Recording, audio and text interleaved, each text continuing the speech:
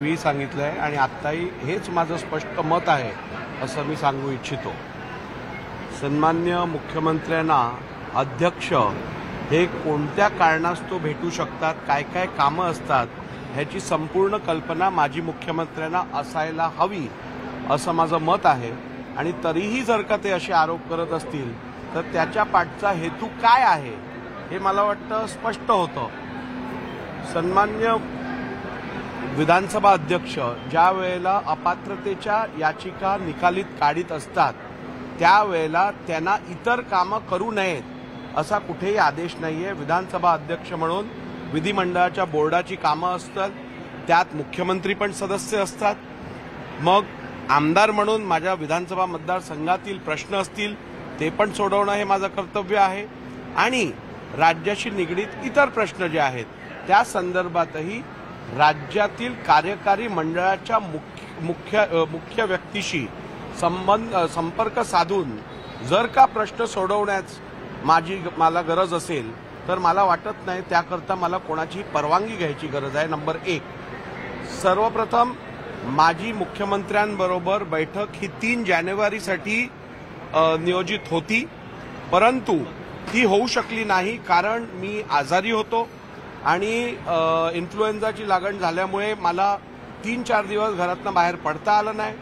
तब्येत सावरल्यानंतर रविवारी मी मतदारसंघातले काही महत्त्वाचे प्रश्न तसंच विधिमंडळ बोर्डातील काही प्रश्नासंदर्भात मुख्यमंत्र्यांबरोबर तातडीची चर्चा करणं अत्यंत आवश्यक असल्यामुळे मी त्यांची भेट घेतली आणि त्या भेटीत कुलाबा नरमन पॉइंट कनेक्टरचा विषय जो आहे त्यात MMRDA कडनं होणारी दिरंगाई आणि त्यात स्थानिकांचा जो विरोध आहे त्याकरता तो ओव्हरहेड ब्रिज न करता अंडर वॉटर टनेलिंग करण्यासंदर्भातला प्रस्ताव मी त्यांच्याकडे जो मांडला आहे त्या संदर्भात चर्चा करायची होती। मुंबईतल्या दक्षिण मुंबईतले 8 मोठे रस्ते ज्याचं कॉन्क्रिटीकरण थांबलं आहे ते त्वरित चालू करणं अत्यंत आवश्यक आहे हा मुद्दा होता। दक्षिण मुंबईतील 6 लोकेशनचं ब्युटिफिकेशन माझ्या मतदारसंघातील नरिमन पॉइंट, माझ्या मतदारसंघातील रिगल सर्कल, ऑर्नामेंट सर्कल ह्यांचं डेव्हलपमेंट होणं प्रलंबित होतं, त्या संदर्भातली चर्चा होती। आणि विधिमंडळातील कंत्राट कर्मचारी जे आहेत त्यांची परमनंट नियुक्ती करणं आणि जी 132 पदं रिक्त आहेत त्या संदर्भातही लवकरात लवकर बोर्डाने निर्णय घेणं या संदर्भात चर्चा प्रलंबित होती। ती पूर्ण करण्यासाठी मी मुख्यमंत्र्यांना भेटलो, परंतु जी लोक स्वतः माजी मुख्यमंत्री झाली आहेत ज्यांना विधिमंडळ अध्यक्षांच्या कार्याची माहिती असावी, विधानसभा अध्यक्षांच्या कार्याची माहिती असावी, त्यांनीच जर का असे बिनबुडाचे आरोप केले तर त्याचा हेतू काय आहे हे आपल्या सर्वांना स्पष्ट समजलं असेल।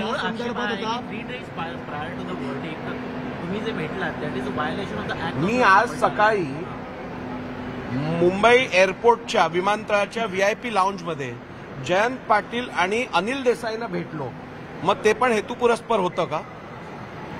माझी भेट झाली, तिकडे भेट झाल्यावर चर्चा होते। गेल्या वर्षभरात शिवसेनेच्या ज्या आमदारांवरती अपात्रतेची याचिका दाखल आहे त्यापैकी एकही मला भेटला नाही का?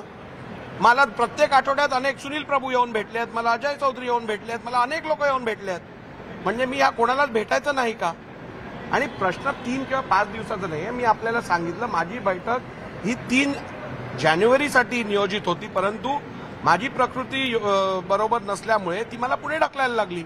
मग जर का आज कुठच्या महत्त्वाच्या कारणाने मी मुख्यमंत्र्यांना उपमुख्यमंत्र्यांना कोणाला भेटलो किंवा विधिमंडळातील सदस्यांवर ज्यांच्यावर याचिका चालू आहे त्यांनी जर माझी भेट घेतली काही महत्त्वाच्या कारणासाठी तर ह्याचा अर्थ मी त्यांना भेटू नये असा होतो का? सर, याआधी ज्या वेळापत्रकावर सुनावणी होणार होती त्या वेळापत्रकात तुम्ही बदल केला, उलट साक्षीसाठी सुद्धा अधिकचा काळ तुम्ही ठाकरे गटाला दिला होता, तरीही त्याची कारण काय वाटतं तुमच्यावर? मी आपल्याला सांगितलं की आरोप जेव्हा बिनबुडाचे आरोप होतात त्यावेळेला ते केवळ जो व्यक्ती निर्णय घेत असतो त्या व्यक्तीच्या निर्णय प्रक्रियेवरती प्रभाव टाकण्यासाठी, दबाव टाकण्यासाठी असे आरोप केले जातात।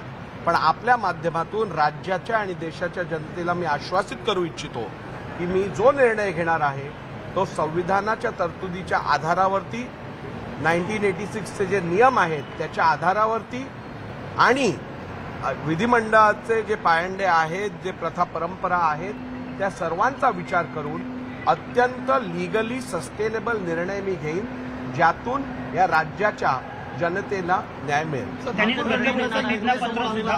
सुनील केदार यांच्या शिक्षेला स्थगिती देण्यात आलेली आहे, त्यामुळे त्यांची जी रद्द झालेली आमदारकी होती ती पुन्हा आता बहाल करण्यात येईल का? नाही, या संदर्भातली माझ्याकडे अजून काही एक माहिती आली नाहीये. ती माहिती प्राप्त झाल्यानंतर त्याचा संपूर्ण अभ्यास करून मी निर्णय घेईन. सर, जी भेट झाली ती भेट कुठेतरी संशयास्पद आहे, म्हणून ठाकरे गटाकडून सर्वोच्च न्यायालयामध्ये प्रतिज्ञापत्र जे आहे या सगळ्या प्रकरणावर मग माझी सकाळची भेट जी झाली ती संशयास्पद वाटत नाही का आपल्याला? त्यांनी प्रतिज्ञापत्र दाखल केले सर्वोच्च न्यायालयात. कोर्टात जायचा अधिकार प्रत्येकाला आहे, पण मला तरी आजपर्यंत असं झालं नव्हतं कोर्टात गेले आणि दुसऱ्या तासाला सर्व्हिस झाली. म्हणजे सर्व्हिस करून कोर्टात जाऊन काय दबाव पडणार नाही आहे माझ्यावर. माझी बाजू ही अत्यंत मी जे कार्य करत आहे ते अत्यंत कायदेशीररित्या योग्य आहे. कुठेही कायद्याच्या तरतुदींची मोडतोड झालेली नाही आहे आणि निश्चितपणे माझा निर्णय हा कायद्याला धरूनच असेल. निकाल लागेल का आणि कोणत्या वेळी लागेल, अशा प्रकारे निकालाचं स्वरूप असेल? निकाल हा निश्चितपणे आपण दिलेला वेळ मर्यादेतच घेऊ. संध्याकाळी 4 वाजता दुपारी 12 वाजता त्या संदर्भात आता मी कार्यालयात गेल्यानंतर निर्णय घेऊ. सर, हिंदी में जानना चाहिए जिस प्रकार फिर एक बार सुप्रीम कोर्ट का गंभीर स्वरूप के आरोप आप पर किए हुए हैं, क्या जवाब देंगे? देखिए, जब ऐसे आरोप जिनमें कोई तथ्य नहीं रहता है वो किए जाते हैं तब उसका हेतु एक ही होता है, निर्णय प्रक्रिया पर दबाव डालना. और मैं समझता हूं जो व्यक्ति भावी नहीं भूतपूर्व